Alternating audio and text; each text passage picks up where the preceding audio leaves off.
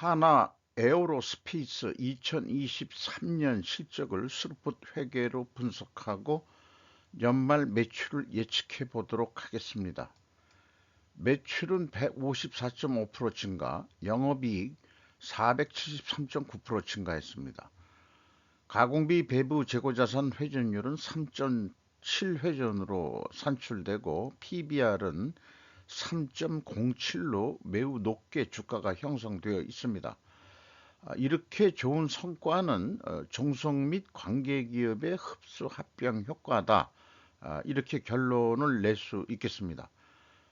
구독, 좋아요 부탁드리고 필요하시면 1.5배속을 보시기 바랍니다. 원가회계 손익으로서 매출이 4조 9,789억 원, 뭐 한 5조 원대 가까이 했네요. 갑자기 154.5%가 증가했고, 가공비 배부 재고 자산은 그거보다는 좀 적게 증가했어요. 97.9%. 결론적으로 판매 관리비도 뭐 거의 200% 가까이 올랐습니다만은 영업이익은 5,190억 원으로서 전년보다 252.5%가 증가했습니다. 영업이익률로는 10.4%로서 매우 그 제조업으로 10%대라면 매우 높은 정도 수준이겠죠. 전년보다 2.9% 상승했습니다. 생산성도 상승했고요.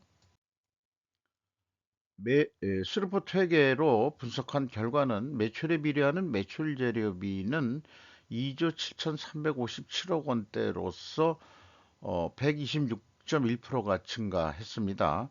매출 증가보다 28.4% 증가했기 때문에 여기서 우리는 원재료 가격이 하락했다라고 1차 추론을 해볼 수 있겠어요. 수루분율 6.9% 증가했고 운영 경비가 매우 높게 증가를 했어요. 어, 그 결과 TOE 생산성은 1.18로서 0.09포인트가 상승했고 슬픈 영업이익은 3,470억 원으로서 원가회계 영업이익보다 1,721억 원이 적은 수치입니다. 이것은 가공비 배부 재고자산이 증가했기 때문입니다. 재고자산 내역을 보면은 가공비 배부 재고자산이 5,400 거의 10억 원이 증가했어요. 전체 재고 자산은 1조 원대가 증가했습니다. 이게 일반적인 증가고는 아니고 그 합병에 의한 그 재고 증가로 보여집니다. 비용의 성격적 분류를 재료비와 운영 경비로 디커플링해서 스루풋을 분석하게 되는데 이 표현되어 있는 거 제품과 제공품의 감소, 원재료 사용, 상품 매입액 요 세 가지를 합친 것이 MC 매출원가 재료비로서 128.2%가 증가했고요. 운영 경비는 176.3%가 증가했어요. 그 다음에 그 운영 경비에서 그 판매 관리비를 뺀 것이 그 공장 가공비가 되겠는데, 에, 1조 한 4천억 원대로서 그 가공 비율이 총 제조 비용에 비해 31.8%에 해당합니다. 그리고 그 재료 비율이 68.2%로 떨어졌어요. 4.8%. 여기서도 우리는 재료 비율이 하락을 했다라고 1차 추론을 해볼 수 있겠습니다.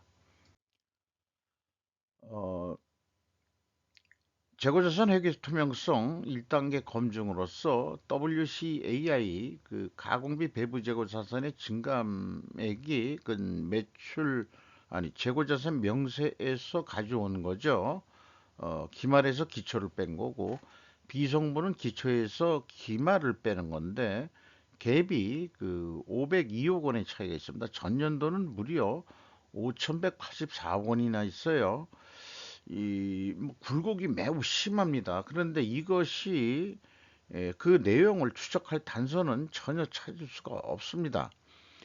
합병들을 하면서 뭔가 그 불투명한 부분들이 있지 않냐 이런 느낌이 들어오네요.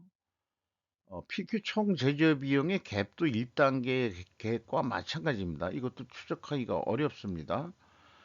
그것은 또한 그 생산 재료비의 차이이기도 하고요.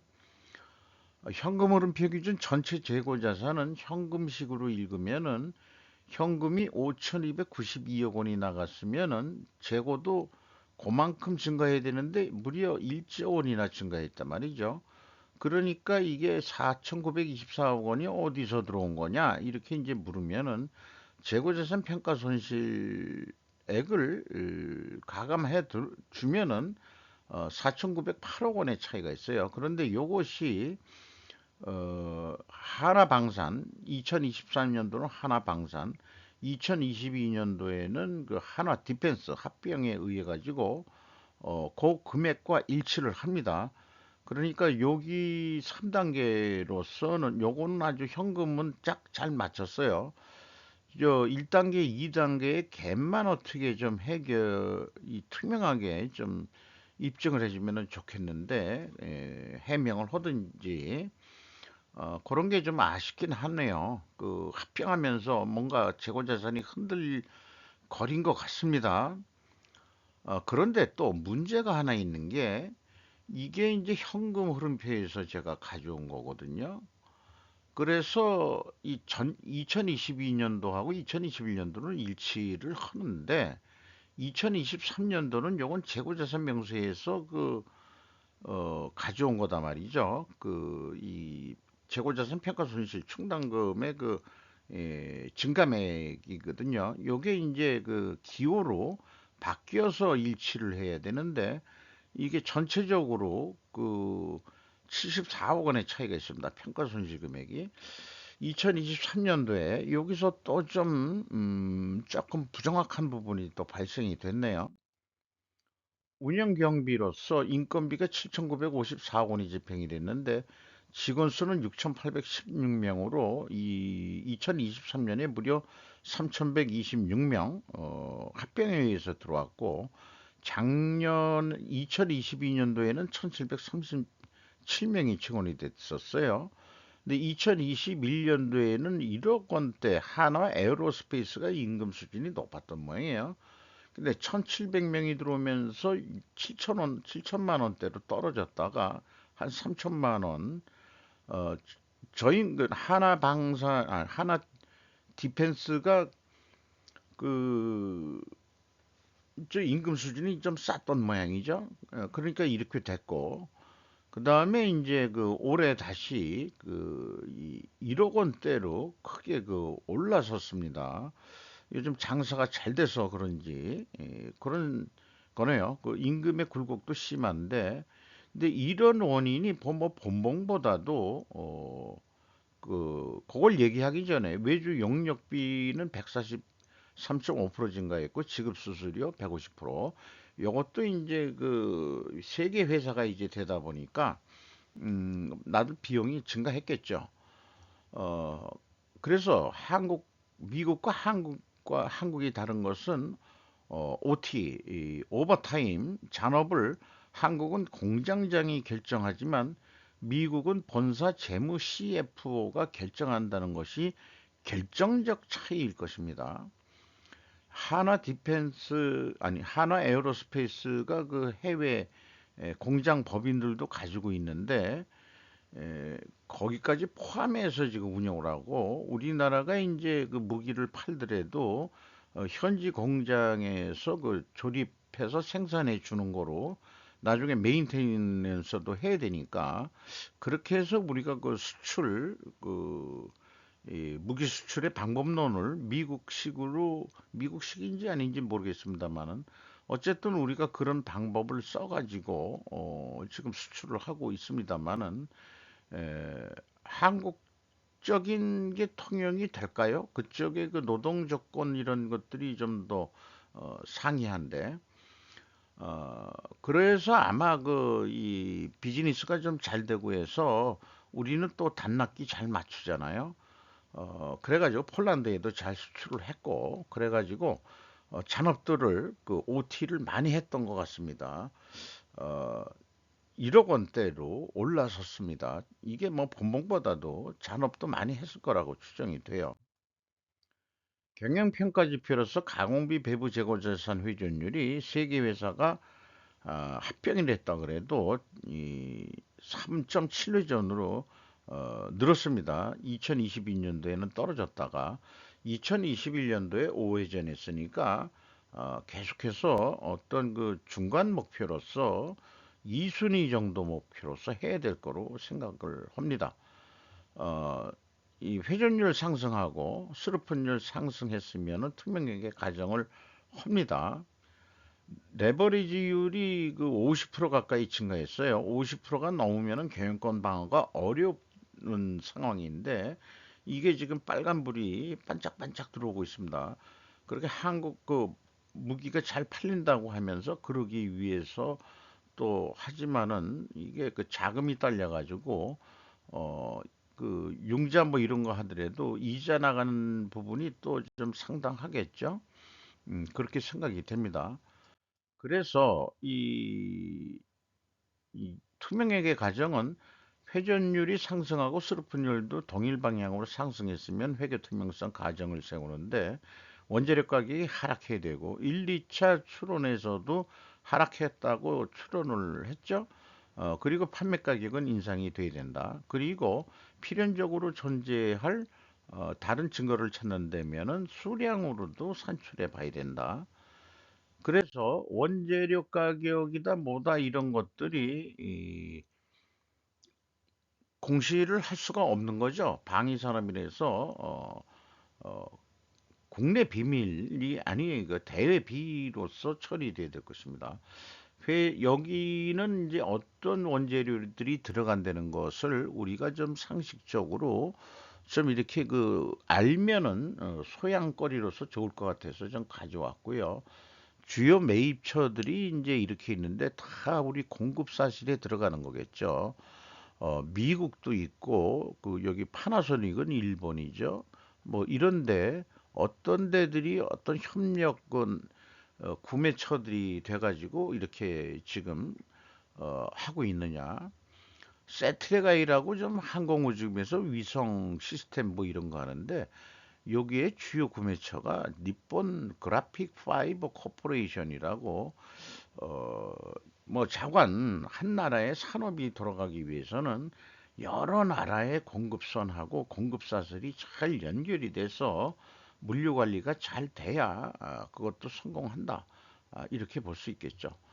항공 및 방산 산업은 보안 관계상 항공 우주 산업은 주문자의 요청에 따라 제품의 사양이 결정되기 때문에 표준 원자재 가격 변동사항 기술이 불가하며 시큐리티 및 산업용 장비 산업은 부품 세분화로 주요 원자재 특정이 불가하여 가격 변동치를 기재하지 않습니다. 이렇게 얘기를 했는데 원자재 가격 내려갔다고 일단 우리가 신뢰를 먼저 줘야 될 것 같습니다.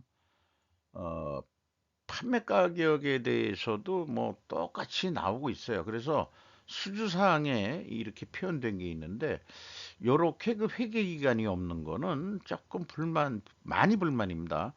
어, 앞서서 현대중공업을 했지만은 현대중공업 수주산업 같은 데는 현대중공업에 가서 좀 배워와라. 어, 매출이 아까 이 8조 가까이 했잖아요.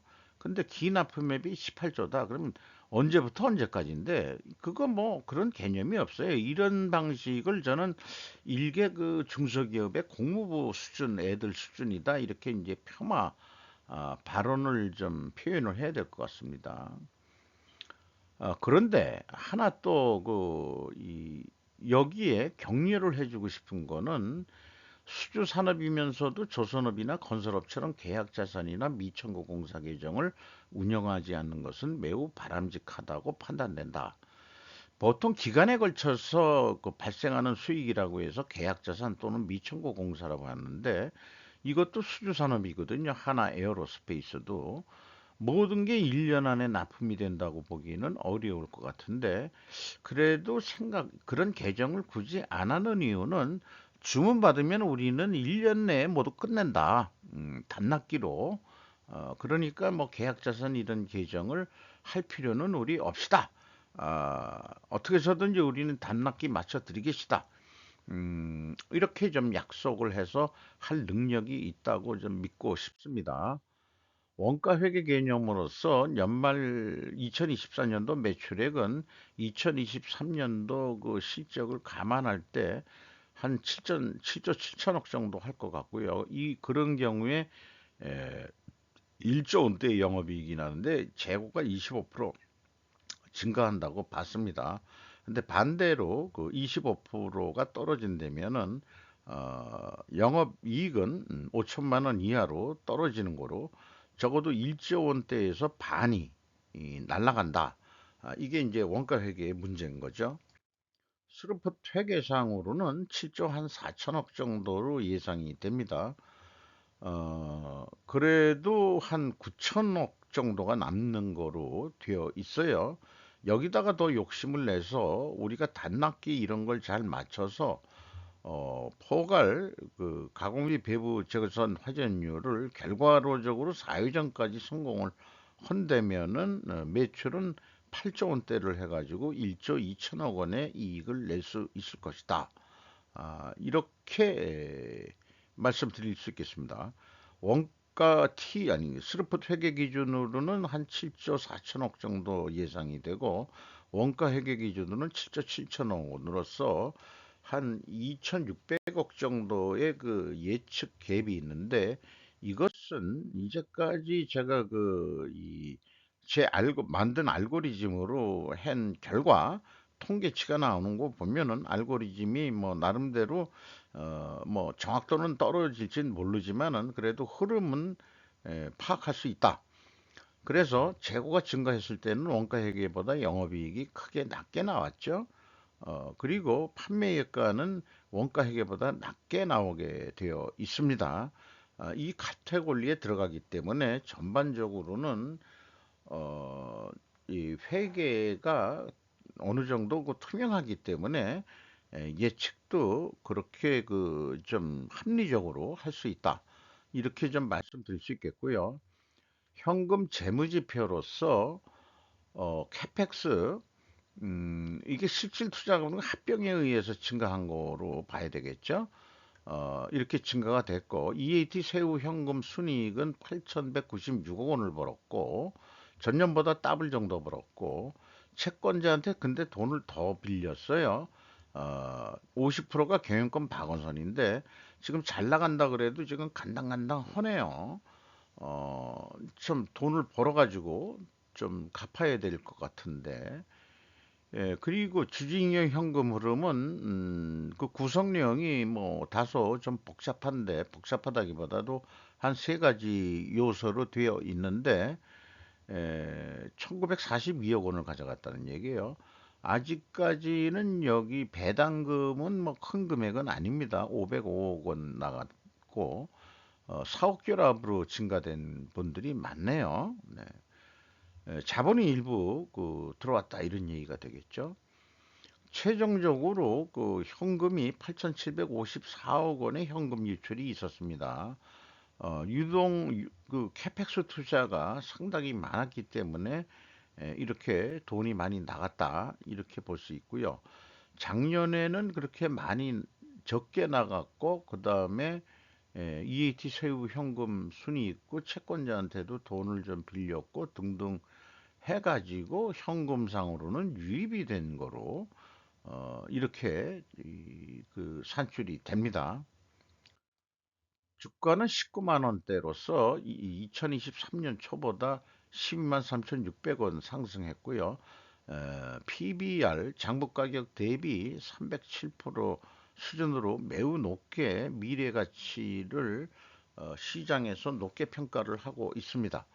하나가 33.95%, 국민연금공단이 9.06%, 외국인 중에서 모건 스탠리만 나왔는데 거래가 있을 때만 표현이 되는 모양이에요. 34.83%.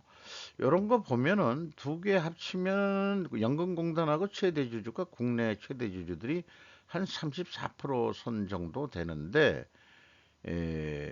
그거를 잘 안 넘기는 것 같아요. 아주 왜냐 우리가 투자하는 것은 뭐 경영에 대해서 뭐 콩나라 판나라 의견 내려는 게 아니고 우리는 그 배당 목적이다 해가지고 좀 이렇게 또 들어오겠죠. 그래서 그 하나 에어로스페이스가 방산 이런 두 군데를 다 흡수합병했기 때문에 에어로 하나 쪽에서는 에어로스페이스가 하나 시스템도 있습니다만은 하나 시스템은 주로 그 어떤 그 소프트웨어적인 것도 좀 강한 그런 방산 무기를 또 별도로 하고 있는 거로 알고 있습니다만은 뭐 그렇고요.